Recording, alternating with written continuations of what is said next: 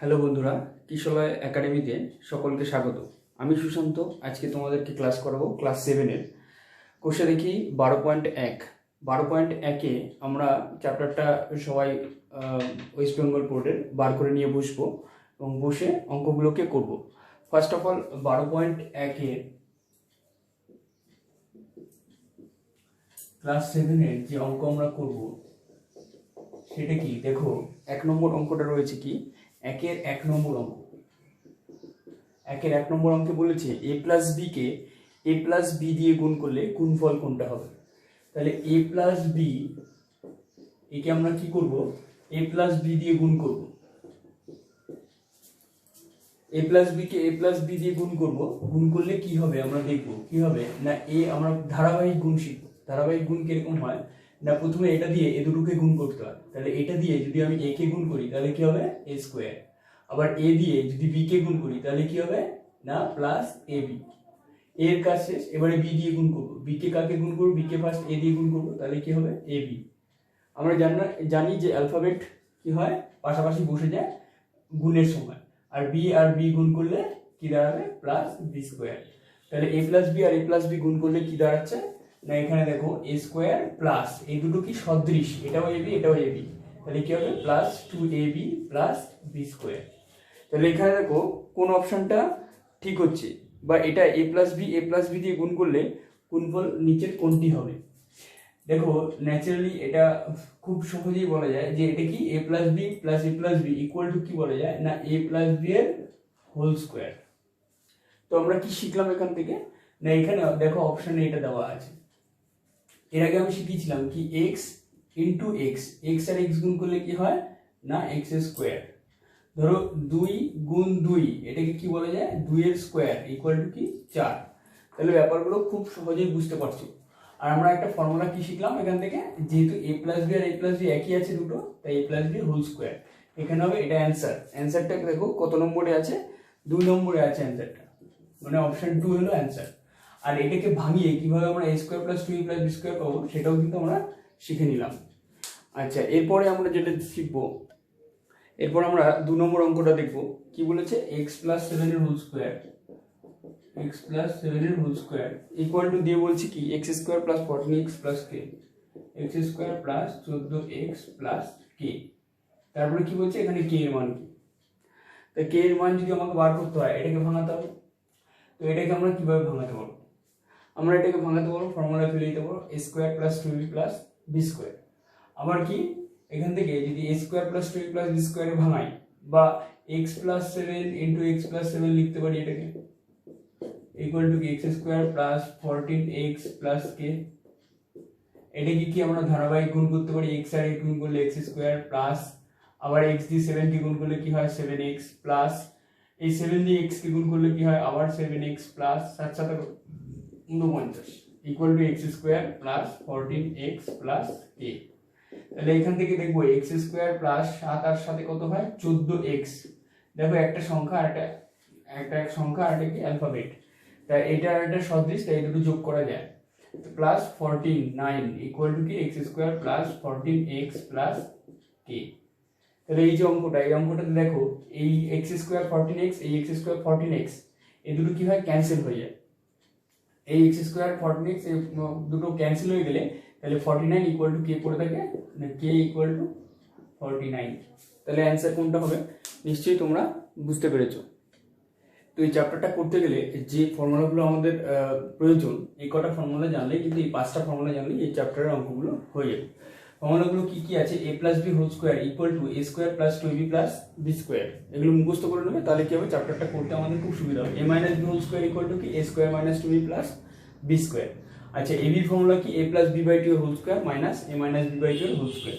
4ab এর formula কি a plus b whole square minus a minus b whole square. তারপরে ফর্মুলাটা কি আছে দেখো 2 into a square plus b square. 2 into a square plus b square formula কি না a plus b whole square plus a minus b whole square. এই দুটো ফর্মুলার মধ্যে একটু সামান্য ডিফারেন্স আছে।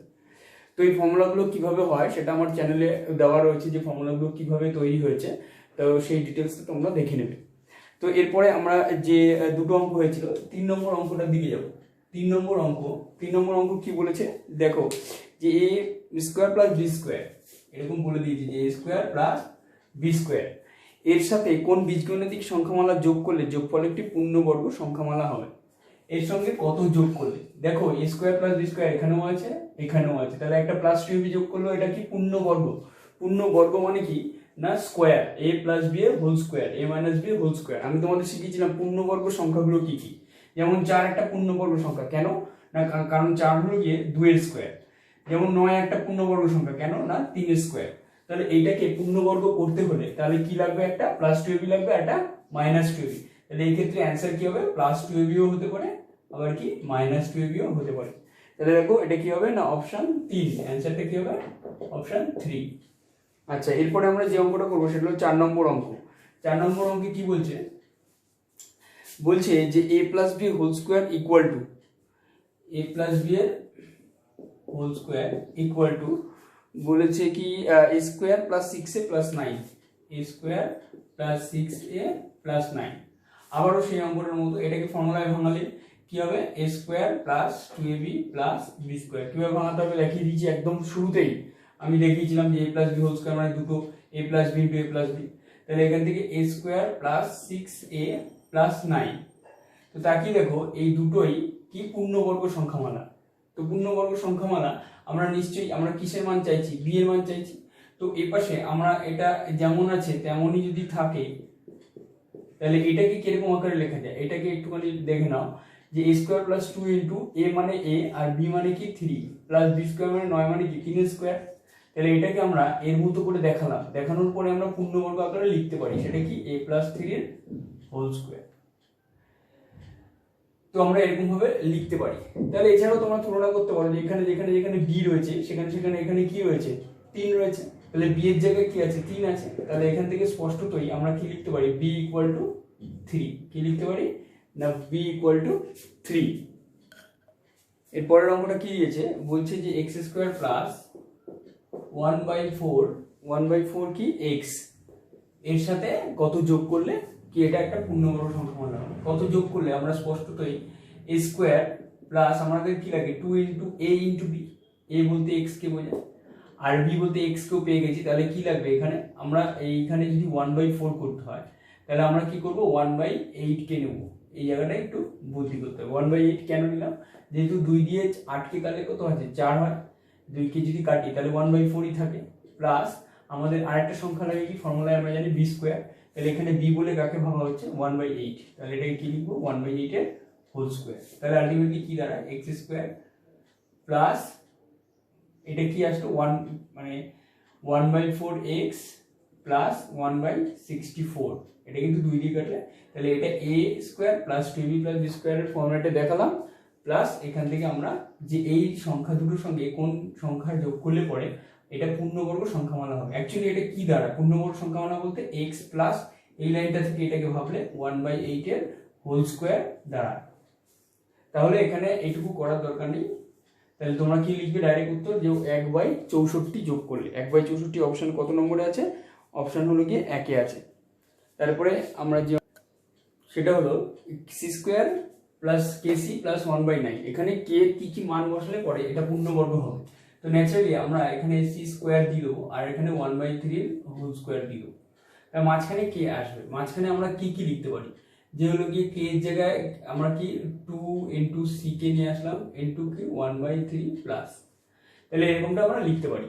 তাহলে এখানে কেসি যদি করতে হয়, কেসি মানে আমাকে 2/3 যদি আমরা নিয়ে আসি তাহলে এটা পূর্ণবর্গ সংখ্যামালা হবে। এবারে কে এর মান -2/3 হতে পারে প্লাস 2/3 হতে পারে, এটাকে এরকম ভাবে লিখতে পারি C square plus 2/3 C plus 1/9। তাহলে দেখতে পাচ্ছি যে এখানে প্লাস মাইনাস যেটাই দিই না কেন পূর্ণবর্গ হবে, তাহলে এখানে প্লাস মাইনাস 2/3 হবে অ্যান্সার। বোঝা গেছে। এরপরে যে অঙ্কটা আমরা দেখব সেটা হলো 9p square plus 1/9p square. এর থেকে যে কোনো সংখ্যা বা সংখ্যাগুলি বিয়োগ করলে বিয়োগফল পূর্ণবর্গ হবে। বলছি কোন সংখ্যা বা সংখ্যাগুলি বিয়োগ করবে, আমরা মাঝখানটা ফাঁকা রেখেছি 9p স্কোয়ার মানে 3p এর হোল স্কোয়ার আর এটা কি 1/3p এর হোল স্কোয়ার। মাঝখানটা আমরা কি কি বসাতে পারি, আমরা এখানে দেখো আমরা কি জানি মাঝখানে ফর্মুলা যদি করতে হয় plus 2ab 2 into 3p into 1/3p, এটা a আর এটা কি b প্লাস b স্কোয়ার। তাহলে এই 3p অ্যাকচুয়ালি কেটে যায়, তাহলে এখানে প্লাস 2 হতে পারে, প্লাস 2 বসলে যেটা হবে সেটা হলো 3p প্লাস 1/3p এর হোল স্কোয়ার। তার মানে এটা পূর্ণবর্গ হবে প্লাস 2 দিলেই। আর এটা কি আমরা এই প্লাস 2 এর জায়গায় কি দিতে পারি -2 দিতে পারি, তখন কিন্তু এটা মাইনাস হবে আর এটাও পূর্ণবর্গ হবে। তার মানে আমরা এখানে কি দিতে পারি +-2 দিতে পারি। তাহলে 3p মানে কি 9p² +-2 প্লাস 1/9p² হলেই এটা কি হবে পূর্ণবর্গ সংখ্যামালা হবে। তার মানে এখানে অ্যান্সার কি হবে +-2। এই অঙ্কটাতে আমরা দেখব কি বলেছি 3 x - y² = 4 - 4y + y²। এখানে আমরা এইটাকে অ্যাজ ইট ইজ যেমন আছে রাখবো, তুলনা করে অ্যান্সার করতে পারবো। 4 মানে কি 2a², তাহলে a² - 2ab 2 * 2 * y, এই 2টা হলো এই 2 এটা, আর এখানে প্লাস কি y², তাহলে a² - 2b + b² এই ফর্মে। তাহলে এটাকে আমরা কিরকম ভাবে লিখতে পারি x - y² = কি 2 - y হোল স্কয়ার। তাহলে এখানে তুলনা করো যে এখানে x যেখানে ছিল সেখানে কি আছে 2, অতএব আমরা কি লিখতে পারি x = 2। এবারে এই অঙ্কটাতে আমরা দেখব 4 নম্বর অঙ্ক, এটাকে ভাঙাবো a² - 2b + b² এ আমরা ভাঙাতে পারি। তাহলে কি লিখবো c² - 2 * c * 3 + 3² = কি c² + kc + 9। তাহলে এখানে ভাঙালাম কিভাবে ভাঙালাম, ওই ফর্মুলা দিয়ে ভাঙালাম। এই যে এখানে ফর্মুলাটা রয়েছে a² - 2b + b², তাহলে এটা a² - 2, a এর জায়গায় c আর b এর জায়গায় 3। এরকম ভাবে ভাঙানোর পরে কি পড়ে থাকলো দেখো c² ক্যান্সেল হয়ে যায়, 3 3 কে 9 আর 9 ক্যান্সেল হয়ে যায়।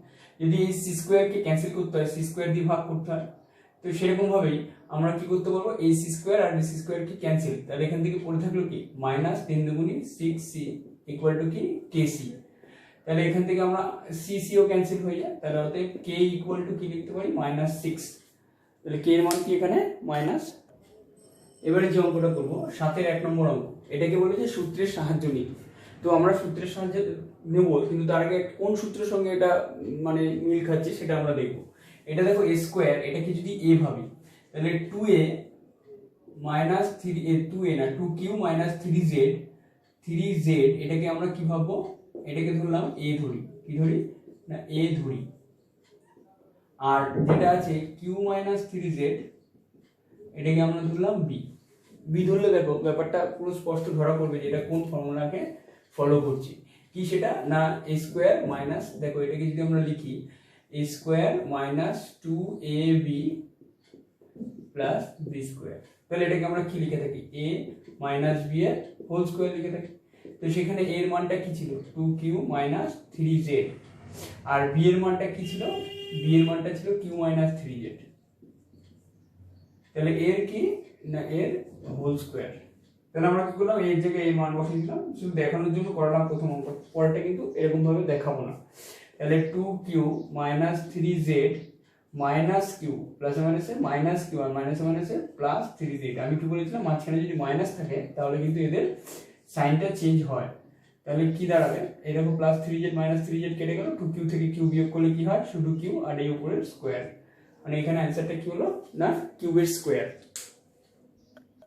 এরপরে যে অঙ্কটা দিয়েছে দেখো 3p + 2q - 4r whole square, তার মানে পুরোটা কি a ভাববো a² + 2ab, আর এটা দেখো এটা একই +b², সেই ফর্মেটে আছে। তো আমরা ডাইরেক্ট করে দেবো কি এটা a + b এর হোল স্কয়ারের ফর্মুলা। a বলতে এটাকে বোঝাচ্ছে, তাহলে 3p + 2q - 4r, a plus থাকলে আর ব্র্যাকেট লিখতে হয় না, ডাইরেক্ট b মানে 4r - 2p - q a + b এর হোল স্কয়ারের ফর্মুলা।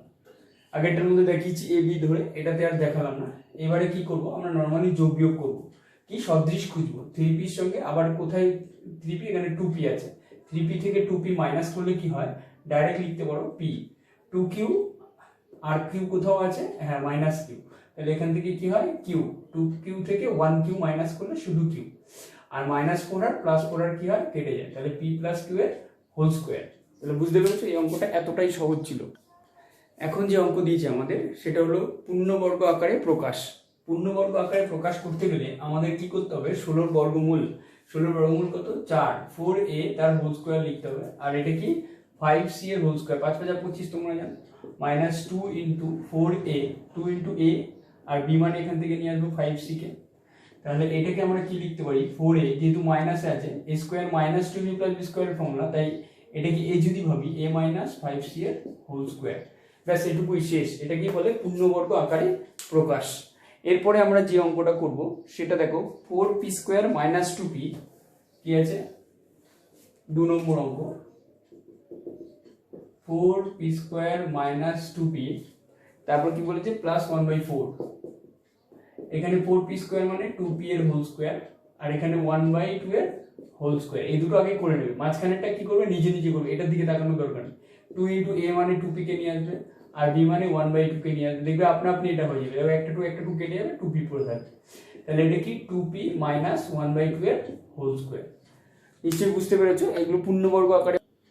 এবারে এই অঙ্কটা দেখবো এই অঙ্কটা কি আছে 1 প্লাস আমরা কি লিখবো 1 এর স্কয়ার ভাববো এটাকে আর এটা 2/a হোল স্কয়ার ভাববো মাঝখানে কি আসবে মাঝখানে আসবে 2ab 2 * a বলতে 1 আর b বলতে 2/a দেখো সেই 2 দুগুণি 4a তাহলে এই মাঝখানের দিকে তাকানোর দরকার নেই আমরা জাস্ট স্ট্রাকচারটাকে দেখাবো তাহলেই হয়ে যাবে 1 + 2/a হোল স্কয়ার কিসের ফর্মুলা a² + 2b + b² তাহলে a² + 2b + b² ফর্মুলা কি a + b এর হোল স্কয়ার। এরপরে আমরা যে তো এই অঙ্কটাই আজকে লাস্ট এতটুকু দেখো পরে নেক্সট ভিডিওতে আমরা বাকি চ্যাপ্টারটাকে কমপ্লিট করব। এখানে দেখো 3a মানে 9 এর বর্গমূল 3 3a হোল স্কয়ার এটাকে লিখবো 4b এর হোল স্কয়ার আর মাঝখানে কি আসবে +2ab 3a * 4b প্লাস তাহলে এখান থেকে আমরা কি লিখতে পারি 3a² + 2b + b² 3a + 4b এর হোল স্কয়ার। তো আমরা এই পূর্ণবর্গ আকারে প্রকাশ শিখলাম। তো এইভাবে পূর্ণবর্গ আকারে প্রকাশ করতে হয় আর ফর্মুলাগুলো এই চ্যাপ্টারে যে কটা ফর্মুলা আমি লিখে দিয়েছিলাম খুব ভালো করে মুখস্থ করবে এবং কিভাবে ফর্মুলাগুলো তৈরি হচ্ছে সেটা আমার ভিডিও থেকে দেখে নেবে আমার আগের ভিডিও রয়েছে তাহলেই তোমরা বুঝতে পারবে।